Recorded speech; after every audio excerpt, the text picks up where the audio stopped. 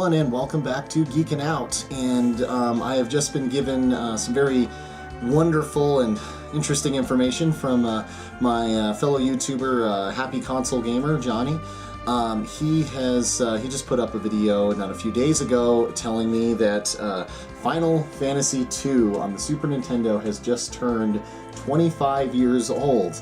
So that makes me a little old because I remember when this game came out, 1991.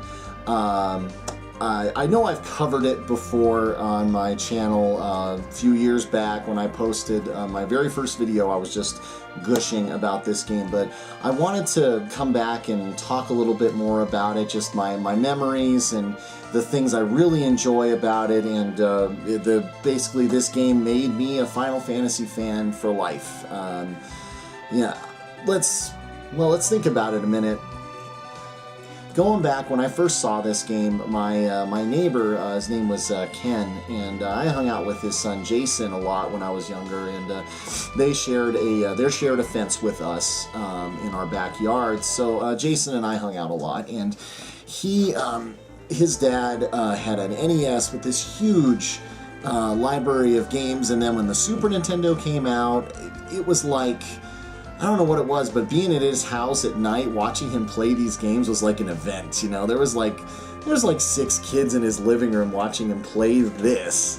You know, it was really interesting, and I remember being so taken in by the music, the visual style of it. It looked beautiful, and at this time I didn't really understand what an RPG was. I understood the basic concepts of a role-playing game, you know, the pencil and the paper and the dice. I mean, my friend Ronnie and I had been learning about how to play it and how to play a game like that and whatnot, but I didn't know anyone had taken that concept and put it into a video game. I mean, this was very early on in my experience of gaming, and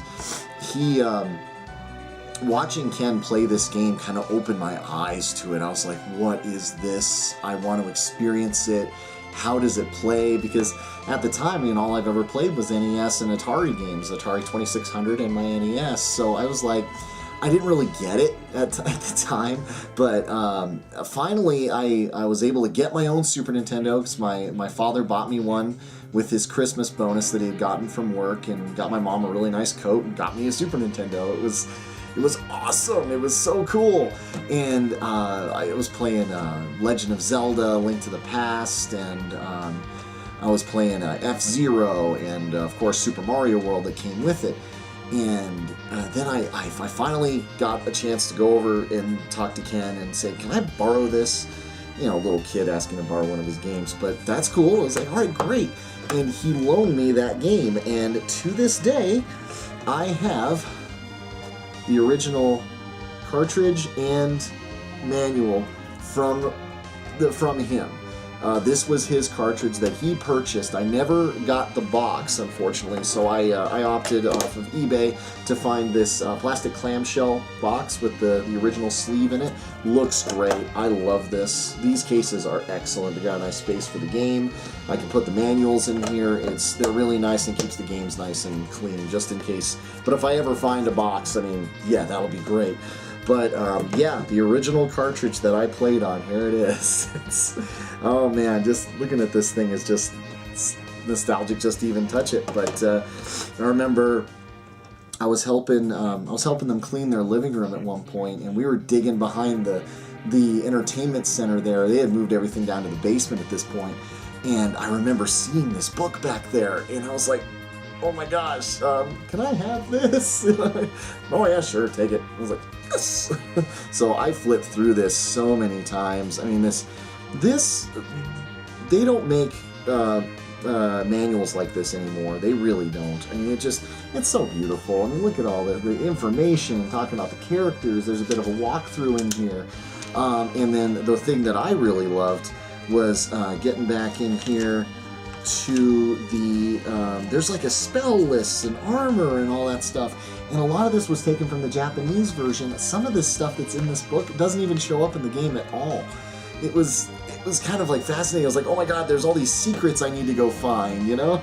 So playing through that game, at first I was so confused about it because, again, like I said, I didn't actually experience RPGs as a video game for a very long time until this, and then I really started to dig into it. But I didn't really understand the concepts of what was going on, and I understood to a degree that, you know, I need to have high attack power to do damage, and these spells will keep my characters alive and that sort of thing.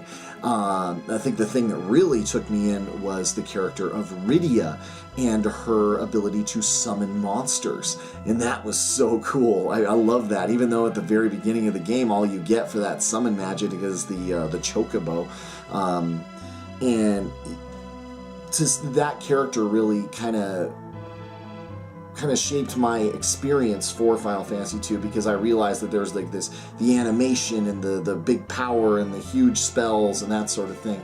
And that kind of set the tone for me. It's like this game is bigger and more incredible than anything I've ever seen before. And then I started to dig into the story and really figure out what was going on. And then there's a couple of twists in this game. I know it's 25 years old, but I don't want to spoil anything. But the one thing I will tell you is that it was awesome at the time to see a story in a game this refined and this deep. You know, because a lot of times, you know, the game is go save the princess, or go defeat this guy, and there's a bunch of guys on screen, shoot them. You know, that was the whole idea. But then this was like you're a dark knight, and you have been shunned by your king, and you feel like he's not.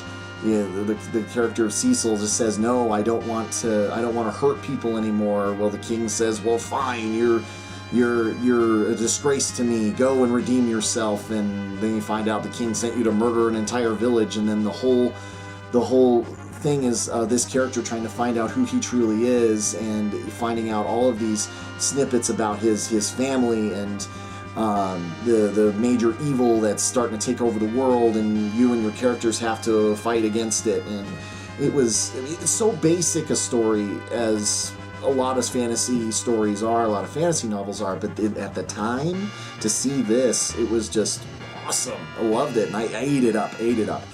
You know, one of the characters, he shows up, and then he becomes an enemy, and then he shows up again, and then he becomes an enemy again, and it was like, what? It was so weird.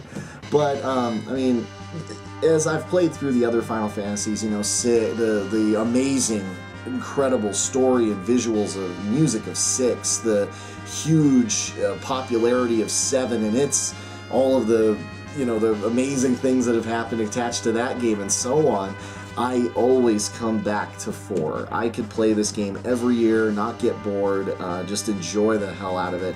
What a game! It's the game that gave me a gateway into role-playing games as video games as a whole. Gave me a love for Final Fantasy, the music of Nobuo Uematsu, the storytelling that the Square has put forward in all of their games since. And I mean, what a way to shape me as a gamer. To listen to this music. The overworld theme is one of the most iconic pieces of music for me. The track Within the Giant that plays in 2 parts of the game is one of my favorite tracks in video games, period. The battle music is so iconic, especially the final battle music with the villain Zeramus. I just love it all, and it's, to this day, I've still got at least 10 tracks of this on my iPod, on my phone. I can listen to them at any time, and it's just the soundtrack for my life, I would almost say. I just love this music and love these games, and I will continue to play this game until the day I die, and I will put it forward that it may not be the greatest Final Fantasy, but in my eyes, it always will be, because it was my first, it was the inaugural opening of my eyes to a whole new world of storytelling and what video games are possible, or what was possible in video games. And I mean, I can just sit here and gush about it more, but just tell you what, I'll share with you one memory that is probably one of the most memorable and it just kind of shaped what this game made me feel. It happens halfway through the game. Your party is in the subterranean world. Your airship has been crashed. You were attacked by the Red Wings. You got caught in the crossfire between the Red Wings and all these dwarves. And you crash land at the dwarven castle. You go and speak to the dwarven king Gaiot, and you are here to get the dark crystals to prevent Golbez and his forces from getting to the moon. And your party, I think it was, I can't remember which character it was, I think it was Rosa or someone says, hey, I sense something there, where's the crystal located? And Gaiot says it's behind my throne. Your party is led into this beautiful, the crystal rooms are always beautiful in this game where the crystals are kept. They have these glass floors, and it's just a great looking scene. And then you walk into this scene, and there are these dolls, the Calcobrana. I think I pronounced that right. I'm sorry.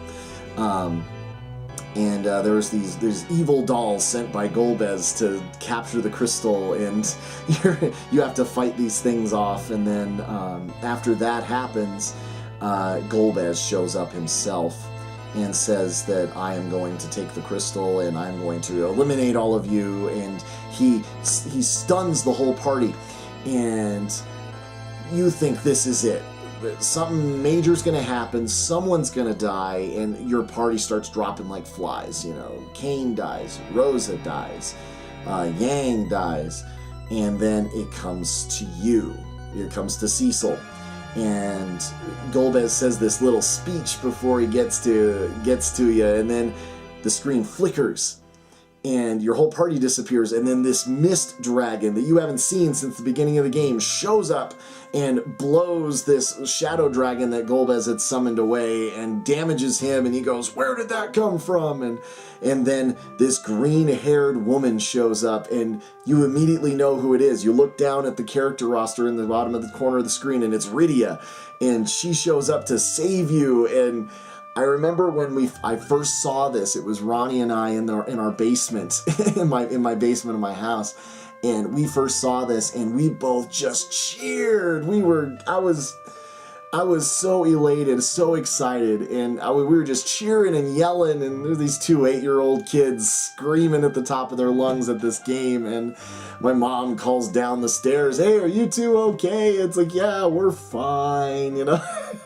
Just that right there I can sum up my enthusiasm for Final Fantasy IV right there.